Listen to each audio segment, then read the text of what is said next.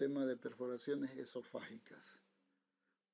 ¿Cómo definimos las perforaciones esofágicas? Es la solución de continuidad que se presenta en todas las paredes del esófago. Puede ser a menudo de una evolución fulminante. Esta perforación ya es la más grave de todas las perforaciones del tubo digestivo, eso sí tenemos que tomar en cuenta. Lesiones agudas que pueden afectar al esófago a distintos niveles, dependiendo de su etiología, habitualmente muy grandes y de curso muy agudo, debido a la salida de saliva, ¿ya? Contenido gástrico, gérmenes hacia el mediastino, lo cual va a provocar una mediastinitis necrotizante que rápidamente lleva a la supraerosión, shock séptico y a la muerte del paciente. Casi todas las perforaciones esofágicas son iatrogénicas, generalmente se deben a procedimientos como esofagoscopía, gastroscopía, dilataciones esofágicas, intubación esofágica simple para diagnóstico, tratamiento. Entonces, la mayoría, como le dije, son iatrogénicas, también puede ser por la ingestión accidental de algunos cuerpos extraños, esfuerzos al vomitar, con o sin enfermedad esofágica preexistente. Otros también puede ser el estrés que conlleva enfermedades neurológicas u operaciones, quemaduras en otras partes del organismo, raras veces por un traumatismo penetrante externo o contuso, que puede ser a veces las heridas de bala, pues pueden llegar a producir perforaciones, heridas por arma blanca, que llegan a perforar el esófago. ¿Ya? Como vemos también, la presencia de cuerpos extraños en el esófago pueden dar lugar a que se presente esta patología. Dentro de la clasificación, una perforación esofágica traumática instrumentales son producidas por endoscopía, por dilataciones, algunas colocaciones de endoprótesis, laseroterapia, la colocación de una sonda nasogástrica, aunque es muy poco frecuente, es muy difícil que una sonda nasogástrica perfore un esófago, a no ser que el esófago ya esté dañado. El balón de Schenstatt-Blackmore, que se utiliza para las varices esofágicas para cohibir el sangrado, y algunas maniobras quirúrgicas accidentales, ya al hacer una vagotomía, puede lesionar el esófago. Se ha visto que también hay perforaciones esofágicas al hacer las cardiomiotomías de Heller, puede ser que podamos lesionar el esófago. Por traumatismos externos, pues tenemos arma blanca, como armas de fuego, por traumas cerrados, ya tóraco-abdominales, por exceso de la presión intraabdominal en trauma, cuerpos extraños, lesiones cáusticas, perforaciones por patologías intrínsecas como un cáncer de esófago, una úlcera péptica, perforación o el signo de Boerhaave se llama, que es las perforaciones esofágicas de tipo espontánea. Dentro de la patogenia diríamos que siempre la ruptura produce en el mismo sitio por un aumento brusco de la presión intraluminal en el órgano tubular, ¿ya?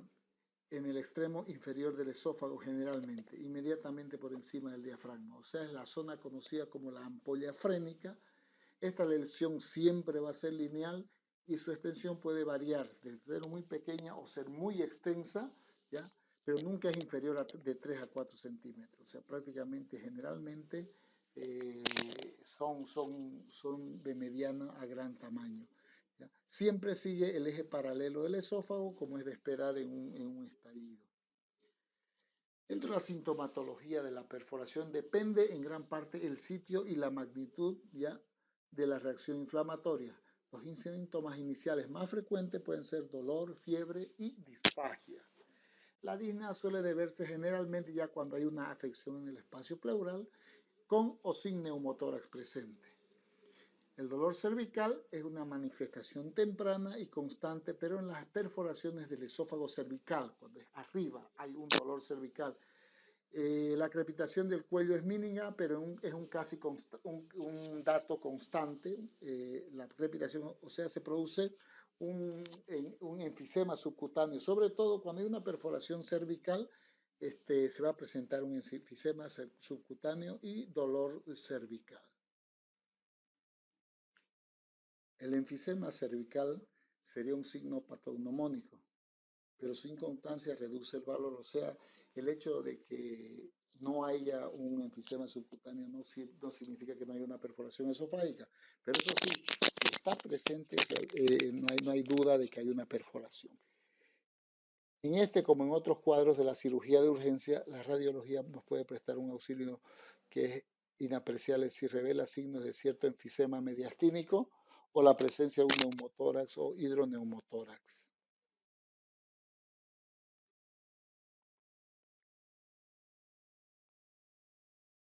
Dentro del cuadro clínico, la sintomatología de las perforaciones esofágicas, como le dije, independientemente de su etiología, varía en relación a la localización de la perforación, ¿ya? Y el tamaño de ella. Por ejemplo, cuando hay perforación del esófago cervical, va a existir un dolor intenso que se exacerba con la deglución, aumento de volumen del cuello, ¿ya? Y enfisema subcutáneo. Cuando la perforación es a nivel del esófago torácico, el dolor en los hombros que se acentúa con la deglución y con los cambios de posición.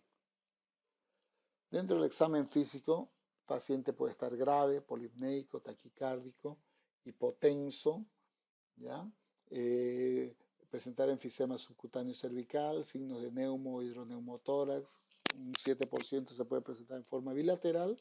En perforaciones de esófago abdominal no hay enfisema subcutáneo en las primeras horas de evolución, pero sí puede presentarse posteriormente. Dentro de la evolución y pronóstico, como dijimos, es la más brutal y la más grave, las perforaciones de los órganos huecos. Librada su evolución, conduce rápidamente al shock irreversible y a la muerte en un lapso entre 24 y 48 horas. Es una de las perforaciones más devastadoras del tracto gastrointestinal, la rotura espontánea del esófago reconocida en 1724 por Boerhaave y en 1940 se realiza drenaje y reparación en forma exitosa. La mayoría de las series revela 60% tienen perforaciones iatrogénicas, 25% traumáticas y 15% serían de forma espontánea al hablar de porcentajes. Y aquí vemos una perforación esofágica, ¿ya? Donde hay la salida de sangre, o sea, aquí está el sitio de la perforación y ahí la salida de contenido hacia la cavidad pleural. Aquí vemos un neumomediastino, ¿ya? La presencia de aire en esta zona. Aquí podemos ver también otra imagen, ¿no? La presencia de aire por una perforación esofágica. Dentro del diagnóstico diferencial, el diagnóstico temprano puede ser muy difícil a veces en las perforaciones torácicas y abdominales, aunque un dolor agudo torácico o abdominal. Lo habitual es sospechar de un infarto, generalmente de miocardio, aneurisma, pericarditis, úlcera perforada, pancreatitis aguda o alguna trombosis mesentérica.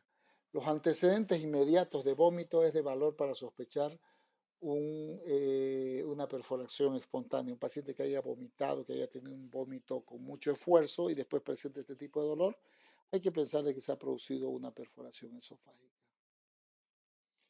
Dentro del tratamiento, depende del sitio de la lesión, ¿ya? Y de la oportunidad del diagnóstico, de la gravedad del cuadro y de la presencia o ausencia de patología esofágica asociada. Pero desde el punto de vista clínico deben ser internados para su reanimación, generalmente en una sala de cuidados intensivos. La única posibilidad de salvación para el enfermo es la intervención quirúrgica si se logra superar el cuadro de shock que a veces va a presentar el paciente al momento de su internación. Cuando son pequeñas y son diagnosticadas temprano, el tratamiento conservador a veces puede ser eficaz en un 75% de los casos. Ya se suspende la alimentación oral, administrar antibióticos de amplio espectro, alimentar al paciente por vía parenteral o yeyunal. Si fracasa y hay un absceso cervical, se tiene que ir a la cervicotomía, ¿ya? Y se drena la colección. La herida debe ser drenada abierta para favorecer el camino de la fístula salival, la cual cerrará espontáneamente, ¿ya? Entonces es muy importante de la sintomatología que vaya a presentar este paciente, ¿ya? Pero si un paciente que presenta una sintomatología muy florida, pues no podemos hacer un tratamiento muy conservador, ¿ya? El cierre primario es mejor para perforaciones con menos de 24 horas de evolución, que tenga una sintomatología muy tórpida, o sea que no se puede hacer un tratamiento conservador. La toracotomía se realiza ya el revitamiento de los tejidos necrotizados, mediastínicos, se expone la lesión a plano mucoso y después se cierra en dos planos. Los pacientes con más de 24 horas de evolución, lamentablemente la sutura ya no da una seguridad hacer una sutura en 2 planos y se tiene que reforzar esta sutura, ya sea con un parche pediculado obtenido de pleura, pericárdico o algún músculo intercostal, hasta inclusive utilizar epiplom para hacer este cierre. Este reforzamiento tipo un parche de Toll, un parche de Graham, ¿ya? Hay otra técnica también, dependiendo del caso, se puede hacer una exclusión esofágica que tiene una elevada mortalidad. Se drena el tórax sin suturar la perforación y simultáneamente se confecciona un esófagostoma o una yeyunostomía para alimentación, una gastrostomía de alimentación al paciente, ¿ya? La resección esofágica cuando la perforación ocurre en esófago enfermo, en la que las posibilidades de cierre primario son mínimas, cuando el esófago ya está muy dañado, se hace una esofagectomía, una esofagostomía y yeyunostomía de alimentación. En segundo tiempo se tiene que restablecer el tránsito mediante una esófagoplastía con estómago o con colon, dependiendo si nos dan la longitud para poder realizar este tipo de intervenciones. Como vemos, aquí vemos otra imagen de una perforación esofágica a este nivel con presencia de un de enfisema subcutáneo a nivel del cuello. Dentro del tratamiento complementario para este tipo de perforaciones tenemos una dieta, hay que hacer una dieta cero, ya colocación de sonda nasogástrica sobre la perforación con aspiración continua, ya lo cual nos va a evitar de que cuando no se ha hecho una esofagostomía, ¿no? Lo cual nos va a evitar que el esófago se llene de líquido al aspirar continuamente. O sea, esto para evitar que el esófago se pueda distender. Hidratación e hiperalimentación parenteral, asociación de antibióticos de amplio espectro que cubren gran positivos como gran negativos y anaerobios, el tratamiento de algunas de las alteraciones hidroelectrolíticas y metabólicas que tenga el paciente que puedan llevar a que el paciente tenga un shock séptico, el manejo de la insuficiencia respiratoria, etcétera, ya, misma imagen de perforación.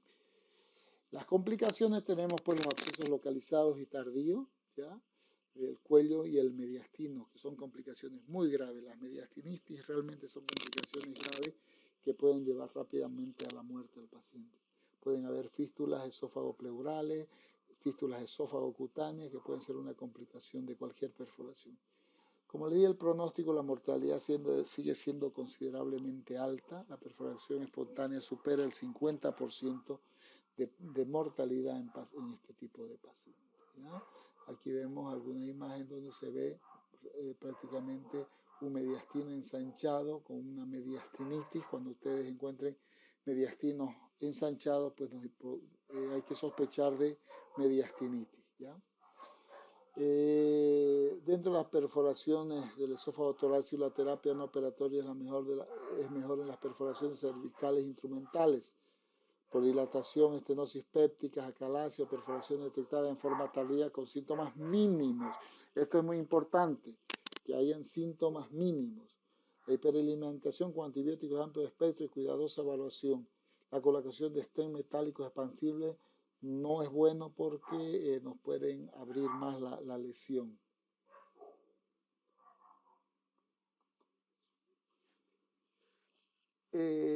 También el cierre primario con esfuerzo de tejido autólogo, ya puede ser, o sin él, puede ser pleura, músculo, comida, ahormadilla de grasa, pericárdica, epiplom, pared gástrica, parche de Toll, etc.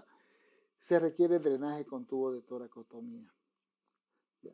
Solo drenaje funciona mejor en el cuello, también es una operación es una opción en las perforaciones torácicas antiguas con contaminación bien diseminada, pues hacer solamente drenaje, porque ahí realizar la sutura del esófago sería prácticamente